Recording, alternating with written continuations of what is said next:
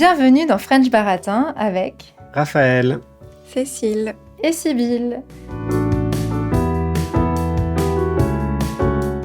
Alors, aujourd'hui, en complément de notre épisode sur le service militaire en France, on va parler des expressions françaises d'origine militaire. Donc, Raphaël et Cécile, vous allez me dire si vous savez ce que veulent dire 3 expressions que je vais vous donner et qui viennent du monde de l'armée. Donc, la première, c'est faire les 400 coups. Qu'est-ce que ça veut dire faire les 400 coups pour vous ? Faire plein de bêtises. Ouais. Tu Ouais, dis moi, j'aurais pareil, dit- Raphaël ? Oui, moi je pensais que c'était plus genre jouer des tours à quelqu'un, non? C'est pas ça. C'est une Bah, c'est lié, c'est une bêtise. Oui, ouais. faire les 400 coups, c'est vrai que dans ce qu'a dit Cécile, moi aussi, je sens cette connotation un peu rigolote, quoi. Faire Ouais. les 400 coups, tu fais plein de bêtises, mais de base, dans ce que j'ai lu, ça veut dire, oui, faire des choses qui ne respectent pas la morale ou les règles.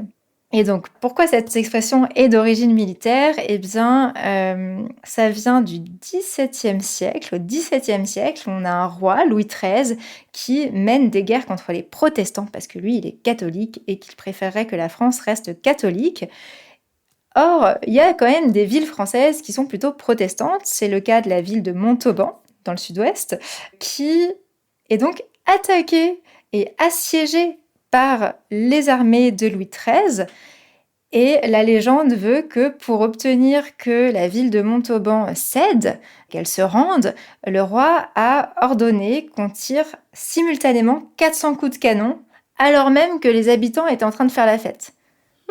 Sympa. Donc voilà, un coup vraiment pas sympa. Donc voilà, faire les 400 coups, c'est donc vivre voilà, sans respecter la morale, sans respecter les règles, comme ce fameux Louis XIII qui aurait fait tirer 400 coups de canon sur les habitants de Montauban. Alors en vrai, apparemment c'est faux parce qu'il n'avait pas 400 canons, donc c'est pas possible. Il avait plutôt 10 fois moins de canons. Mais Ils étaient marseillais en fait. bah oui, c'est les gens du Sud, hein, ils exagèrent un petit peu. Mais bon, ça reste pas très sympa de tirer sur des gens pendant qu'ils font la fête. C'est clair. Alors, expression suivante, aller au casse-pipe. Qu'est-ce que c'est aller au casse-pipe ? Quand tu vas au casse-pipe, c'est que tu sais que ça va mal se passer. Ouais. Tu peux potentiellement te faire disputer ou tu peux complètement rater quelque chose parce que t'es pas prêt potentiellement ou c'est trop dur ou Ouais. Bah, par exemple, si vous passez un examen de français et que vous n'avez pas écouté assez French Baratin pour vous entraîner, peut-être que vous irez au casse-pipe. Exactement. C'est même sûr. Voilà, donc surtout si vous voulez pas aller au casse-pipe, travaillez bien votre Écoutez-nous. français. Écoutez-nous. Mais donc ouais, aujourd'hui, bah, aller au casse-pipe, ça veut dire presque aller vers sa mort en fait. Hein. On dit aussi casser sa pipe pour parler de quelqu'un qui meurt. Et donc tout ça vient du fait qu'au début du 19e siècle, quand Napoléon était en guerre dans toute l'Europe, les chirurgiens français avaient pris l'habitude de faire mordre leur pipe aux personnes qu'ils étaient en train de soigner et notamment en train d'opérer pour qu'ils sentent un peu moins la douleur de l'opération. Et quand le blessé meurt parce que l'opération n'a pas marché, il relâche sa pipe qui tombe et qui se casse. Voilà, donc aller au casse-pipe, c'était aller vers sa mort dans un contexte de guerre. Trop cool. Enfin, trop cool. Hyper cool, vraiment, on a tous envie de casser notre pipe. L'histoire est intéressante en tout cas, je ne savais pas. Ouais. Et donc, 3e expression pour terminer, battre la chamade. Qu'est-ce que ça veut dire, battre la chamade ? Alors c'est le cœur qui bat la chamade, c'est-à-dire qu'il Ouais. bat très fort, très vite, Tout à fait.